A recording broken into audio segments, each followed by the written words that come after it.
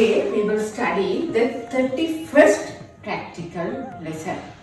Already we have learned 30 practical lessons in our previous practical videos.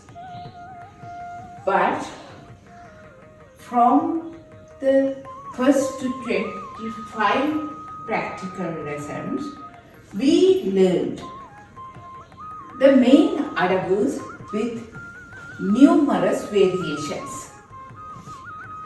Main adabus with numerous variations. From 26th practical lesson onward, we are studying the supportive adabus in classical Bharatha Natyam. I have already explained to you about the supportive adabus in classical Bharatha Natyam. This is the 31st practical adabu.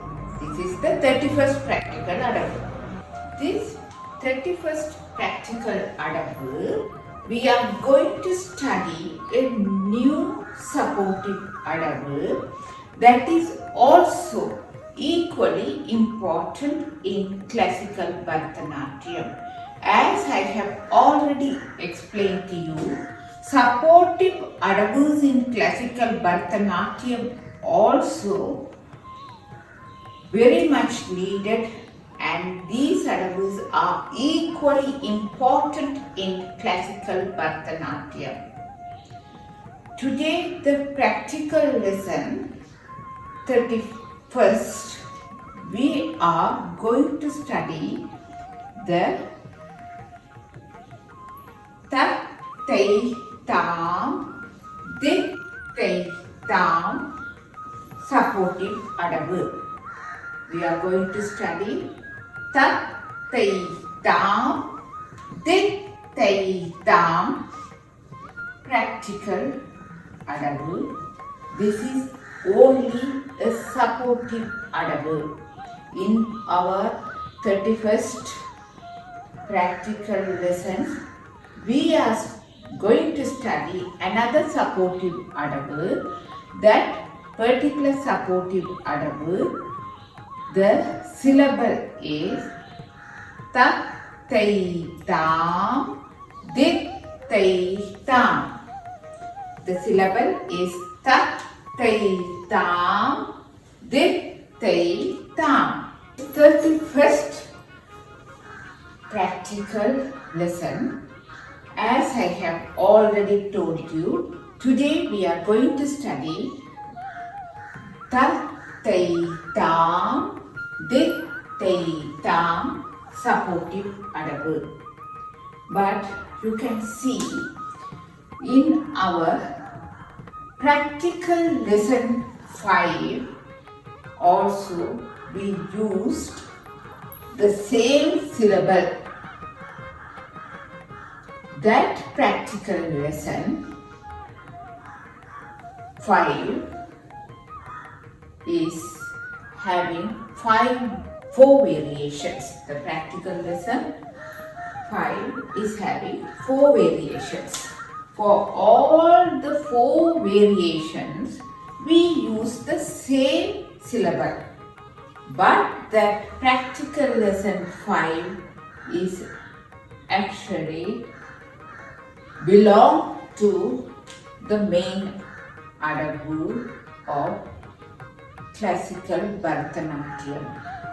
But the syllable which we used for the practical lesson 5 and the practical lesson 31 is also same. Tat, tai, tam, dit, tai, tam. The syllable for practical lesson 5 and the practical lesson 31 is same. The syllable is tat, tai, tam, dit, tai, tam.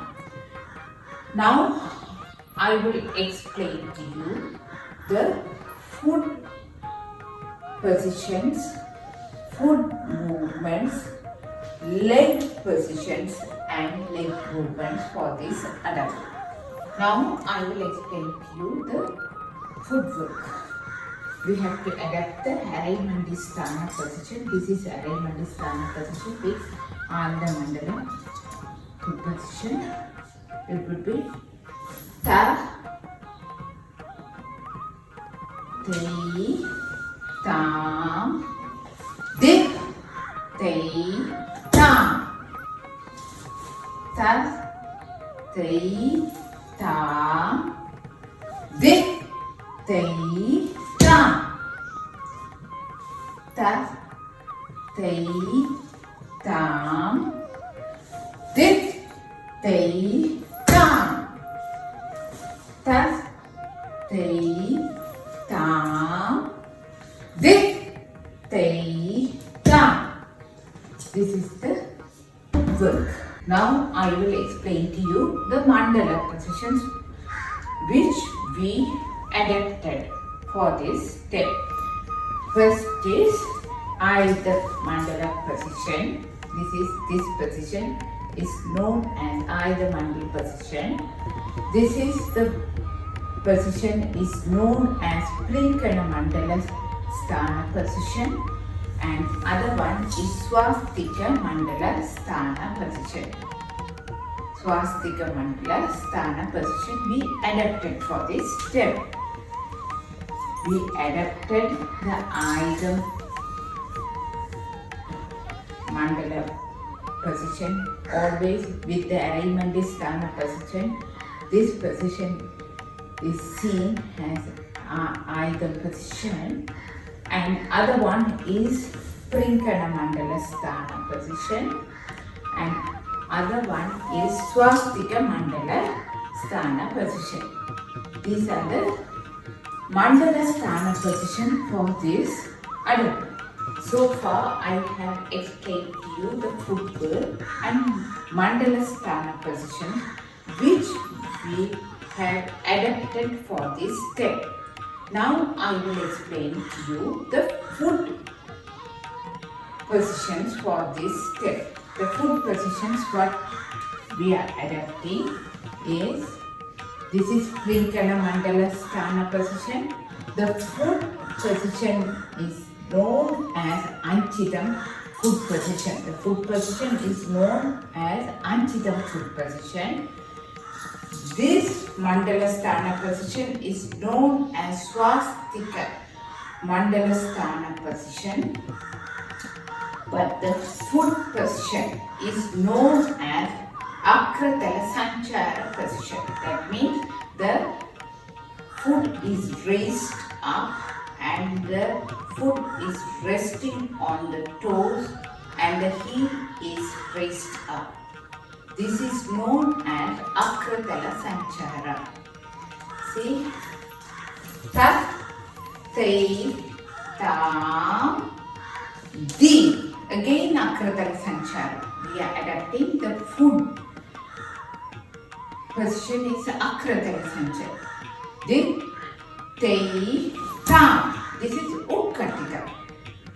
When we put the leg down from Akratala Sanchara position is known as Utkatitam. These are the foot position. One is Anchitam foot position, then Akratala Sancharam foot position. This is also Akratala Sancharam foot position. From the Akratala Sancharam foot position, when we put the leg down, is known as Utkatitam. These are the foot positions.